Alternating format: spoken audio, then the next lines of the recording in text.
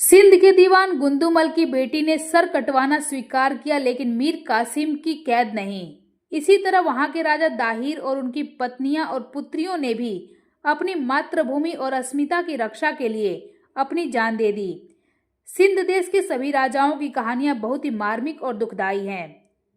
आज सिंध देश पाकिस्तान का एक प्रांत बनकर रह गया, लेकिन एक समय था जब राजा दाहिर अकेले ही अरब और ईरान के दरिंदों से लड़ते रहे, जबकि उनका साथ किसी ने नहीं दिया, बल्कि कुछ अपने ही लोगों ने उनके साथ गद्दारी की, जिसकी वजह से वो वीर गति को प्राप्त हो गए। उस समय सिंधु देश पर राजपूत वंश के राजा राय साहसी का राज्य था। राय साहसी का कोई उत्तराधिकारी नहीं था, अतः उन्होंने प्रधानमंत्री कश्मीरी ब्राह्मण चच को अपना राज्य सौंप दिया। राजा दाहिर चच के पुत्र थे। राजा चच की मृत्यु के बाद उनका शासन उनके भाई चंदर ने संभाला, जो कि उनके राज्यकाल में प्रधानमंत्री थे।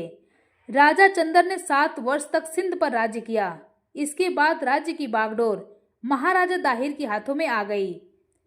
सिंध का समुद्री मार्ग पूरे विश्व के साथ व्यापार करने के लिए खुला हुआ था।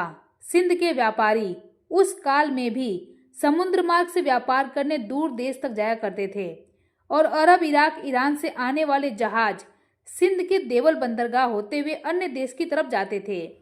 जहाज में सवार अरब व्यापारियों के सुरक्षा कर्मियों ने देवल के शहर पर एक दिन अचानक से बिना कारण हमला कर दिया और शहर के कुछ बच्चों और औरतों को जहाज में कैद कर लिया। जब इसका समाचार सूबेदार को मिला तो उसने अपने रक्षकों सहित जहाज पर आक्रमण कर दिया और अपहरण बच्चों और औरतों को बंधन मुक्त करवाया, जिसके बाद अरबी जहाज और वहां के लोग अपनी जान बचाकर भाग खड़े हुए। उस समय ईरान में धर्मगुरु खलीफा का शासन था और हज्जाज उनका मंत्री था, और वह सिंध को फतह करने के लिए मंसूबे बना रहा था, लेकिन जैसा वो चाहता था उसे कोई बड़ी सफलता नहीं मिल रही थी। जिसके बाद अरब व्यापारियों ने खलीफा के सामने उपस्थित होकर सिंध में हुई घटना को लूटपाट की घटना बताकर सहानुभूति प्राप्त करनी चाहिए। खलीफा स्वयं भी सिंध पर आक्रमण करने के बहाने ढूंढ रहा था और उसे ऐसे ही अवसर की तलाश थी जिससे वह सिंध पर आक्रमण कर सके। जिसके बाद उसने अब्दुल्ला नामक व्यक्ति के नेतृत्व में अरबी सैनिकों का एक दल सिंध विजय करने के लिए रवाना कर दिया। अब्दुल्ला के नेतृत्व में सिंध में युद्ध हुआ, लेकिन अरब सेनापति अब्दुल्ला की जान चली गई।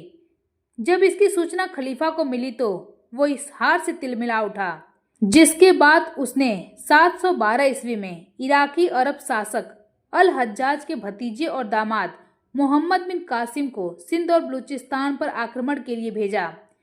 सिंध पर 638 से 712 ईस्वी तक 74 वर्षों में 9 खलीफाओं ने 15 बार आक्रमण किया था, और 15वें आक्रमण का नेतृत्व मोहम्मद बिन कासिम ने किया था। जिसके बाद राजा दाहिर ने सिंध में सिंधी सूरवीरों को सेना में भर्ती होने और मातृभूमि की रक्षा करने के लिए सर्वस्व अर्पण करने का आह्वान किया। कई नवयुवक सेना में भर्ती किए गए, जिसके बाद सिंधु वीरों ने डटकर कासिम का मुकाबला किया और कासिम को सोचने पर मजबूर कर दिया कि वो आगे का मुकाबला कैसे जीते।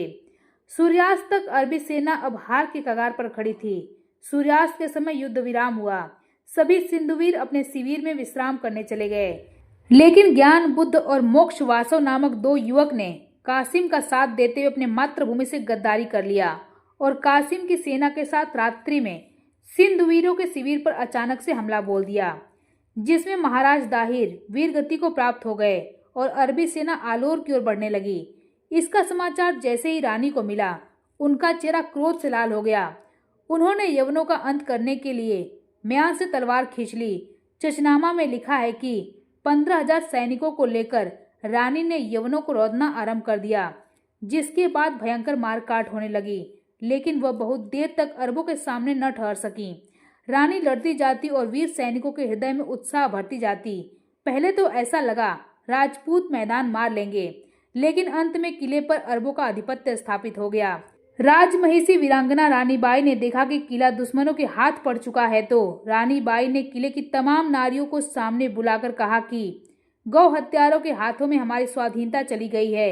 हमें किसी भी हालत में उनकी दास्ता में नहीं रहना। अपना सतीत्व भंग कराकर पराधीन जीवन बिताना हमारे लिए कभी भी शोभनीय नहीं है। हम लोगों के पति स्वर्ग में राह देख रहे होंगे और हमारी प्रतीक्षा कर रहे होंगे। हमें वीर नारियों की तरह अपना धर्म मूलक कर्तव्य पालन कर वहां शीघ्र ही चलना चाहिए। इस बात की व्याख्या चचनामा के लेखक ने बड़े ही लंबे चौड़े रूप में दिया। हिंदू रानियों ने रानी को विश्वास दिलाया कि हम सब अग्नि देवता के हाथों में अपना सर्वस्व अर्पण करने के लिए तैयार हैं। जिसके बाद एक विशाल अग्निकुंड तैयार करवाया गया और सभी ने रक्त वस्त्र पहनकर जलती चिता में ईश्वर और धर्म को साक्षी मानकर अग्नि में कूद पड़ी। आग दहक रही थी, उसकी शिखाएं आकाश को चूम रही थीं। ज्वालामयी आर्य विजय की प्रतिनिधि की तरह रानी बाई पति से मिलने स्वर्ग चली गईं। सैकड़ों स्त्रियों ने उसी तरह अपने आप को अग्नि के हवाले कर दिया। आलोर और रावारा दोनों नगर तेजस्विनी सती रानी बाई के स्वर्गागमन से शमशान बन गए। वह मध्यकालीन भारतीय सतियों की पथ प्रदर्शिका बन गई।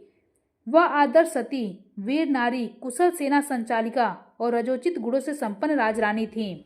वीरांगना रानीबाई का जौहर अनुकरणीय बन गया। इसी जौहर को आगे चलकर अन्य हिंदू वीरांगनाओं ने भी अपनाते हुए विदेशियों को यह बता दिया कि वेदों के आदर्श केवल कोरी कल्पना ही नहीं है और न ही ये इतने पुराने पड़ गए हैं कि अब इन्हें कोई अपनाने या मानने वाला नहीं रहा।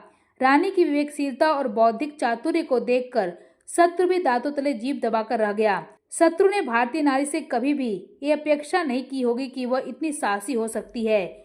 इतिहासकार लेनपुल लिखता है कि हिंदुस्तान के इतिहास में अरबों को क्षणिक आधिपत्य एक कहानी और इस्लाम के इतिहास में एक असफल विजय थी, जिसका परिणाम अस्थायी न रह सका। 712 ईस्वी में मोहम्मद कासिम ने बगदाद के खलीफा का आदेश पाकर हिंदुस्तान पर हमला किया और देवल को उजाड़कर उसे वीरान कर दिया, मंदिर की पवित्रता नष्ट कर दी। लेकिन इसके बाद भी उसके हाथ पूरी तरह से खाली रहे और अंत में वह भी खलीफा के हाथों मारा गया।